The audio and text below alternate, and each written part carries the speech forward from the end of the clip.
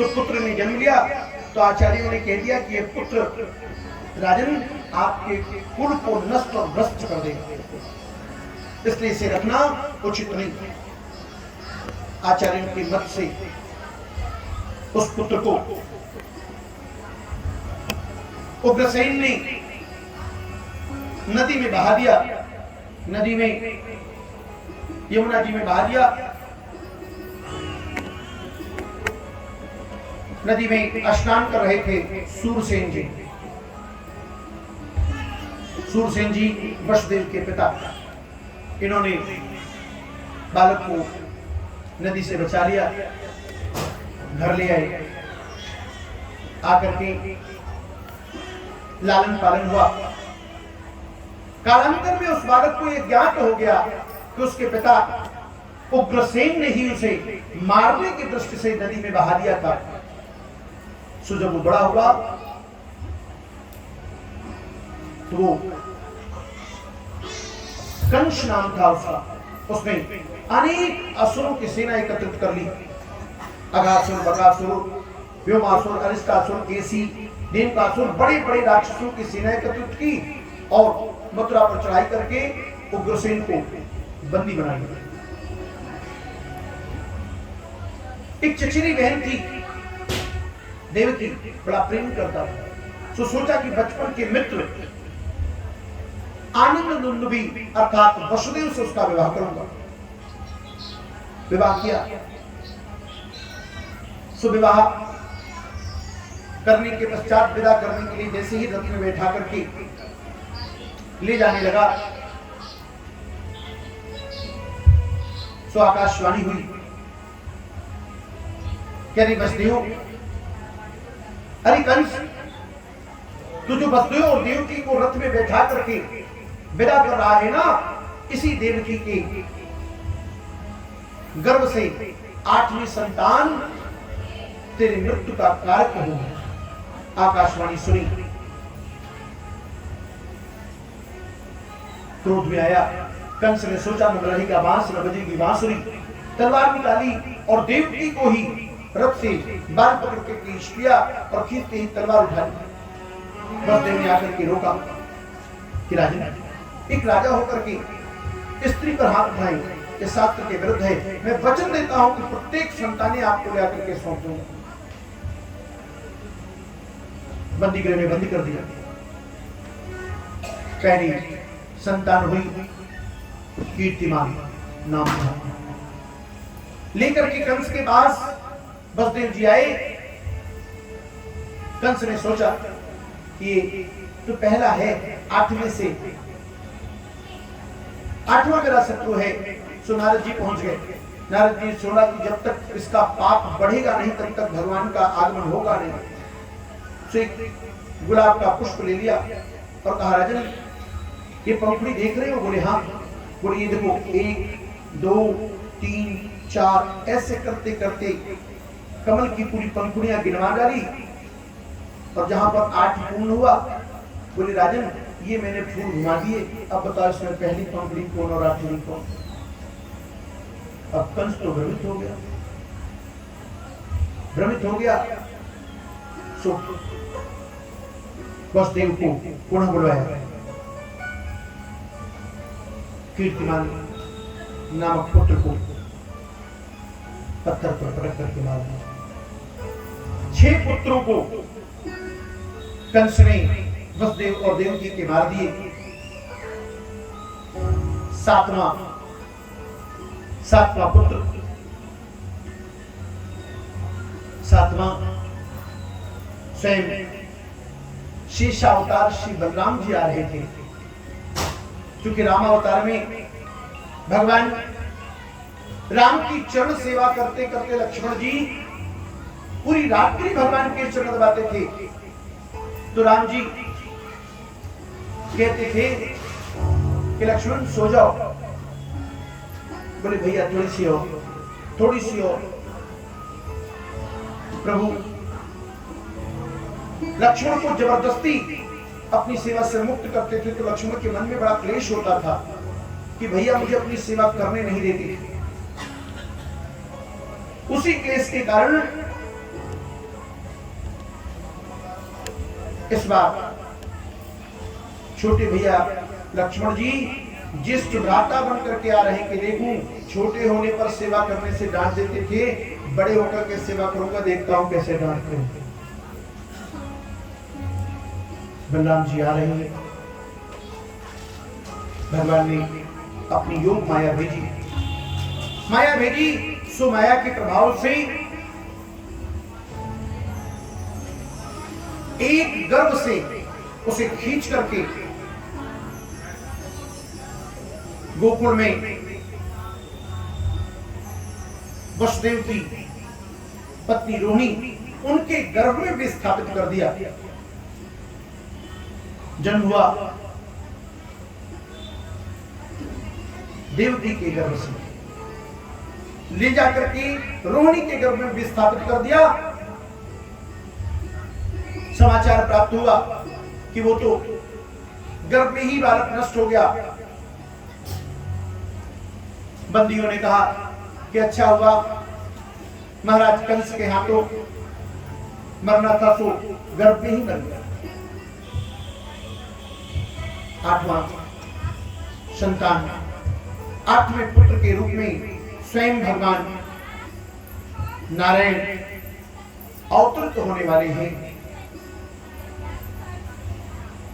देवकी का वो कारागार का स्थान जहां वसुदेव और देवकी बंद हैं, मानो इतने दिव्य अलौकिक प्रकाश से प्रकाशित हो गया जैसे भुवन भास्कर सूर्य स्वयं कारागार के उस गृह में उतर आए। देवता लोग आकाश में स्वागत कर रहे हैं और इधर भगवान का प्राकट्य होता है। भाद्रपद मास की कृष्ण पक्ष की अष्टमी तिथि, रात्रि का प्रहर, भगवान राघवेंद्र सरकार दिन के ठीक 12 बजे आए तो प्रभु कृष्ण का जन्म रात्रि के ठीक 12 बजे। सोचा माता देवकी के गर्भ से उत्पन्न हो रहा हूं तो माता यशोदा के पलना में झूलूंगा पलूंगा तो रोहिणी को भी तो कुछ अधिकार प्राप्त है, ज्येष्ठ माता है। तो रोहिणी नक्षत्र का चयन किया और भादव के महीना रात्रि में ठीक अष्टमी के दिन अंधेरी काली रात ठीक 12 बजे कंस के कारागार में वसुदेव और देवकी के सम्मुख भगवान का प्राकट्य हो गया।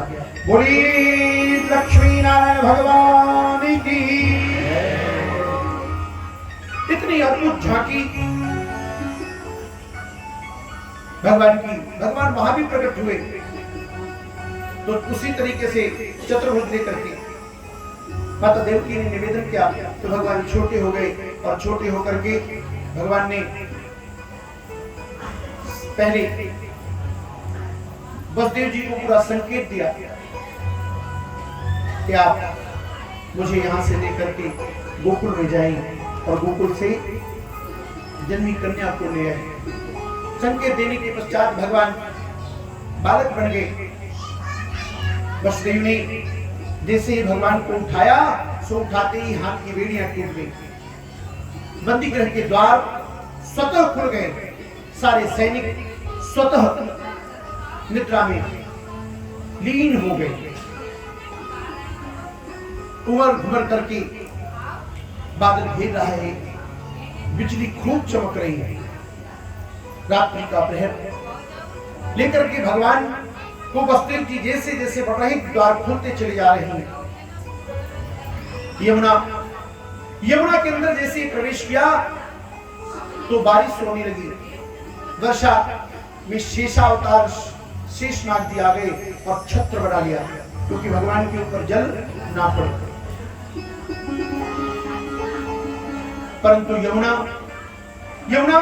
भगवान की प्रियसी यमुना ने सोचा कि मेरे प्रभु बाल स्वरूप में मेरे पति दिखते कैसे हैं, इस अभिलाषा से दर्शन करने के लिए वो धीरे धीरे ऊपर बढ़ने लगी, ऊपर बढ़ने लगी। अब जैसे जैसे जमुना बढ़े वैसे वैसे वसुदेव जी भगवान को ऊपर उठाते चले जा रहे हैं। जब वसुदेव जी के मुख तक यमुना का जलस्तर आ गया तो प्रभु ने संकेत दिया कि देवी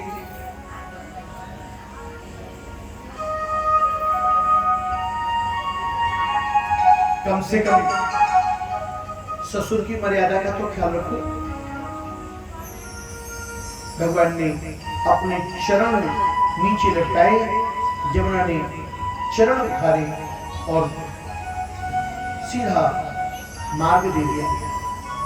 पहुंच गए नंद बाबा के घर में, वहां सो रही कन्या को सुला दिया, वहां भगवान को सुला दिया और सो रही कन्या को अपनी गोद में उठा लिया, ले आए, लेकर के आए तो आते ही ऐसा हुआ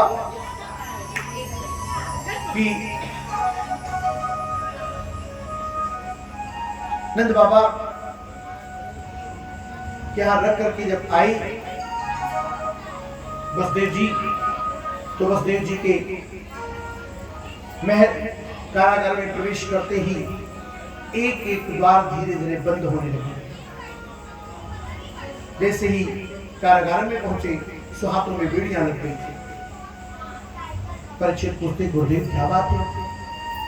बोले जब जब जीव नारायण का आश्रय लेगा तो समस्त बंधन उसके छूट जाएंगे, खुल जाएंगे, और जब वो माया का आश्रय लेगा तो उसके सारे बंधन बंद नहीं रहेंगे।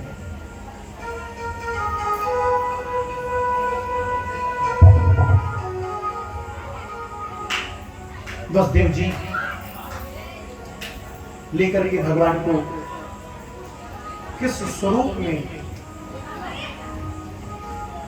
गोकुल जा रहे थे, आइए उस स्वरूप का हम सब दर्शन करते हैं और भगवान का दिव्य स्वागत भी करते हैं।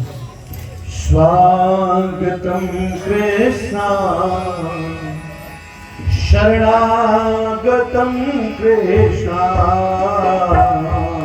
स्वागतम कृष्णा शरणागतम कृष्णा, स्वागतम कृष्णा शरणागतम कृष्णा, स्वागतम कृष्णा शरणागतम कृष्णा, स्वागतम कृष्णा शरणागतम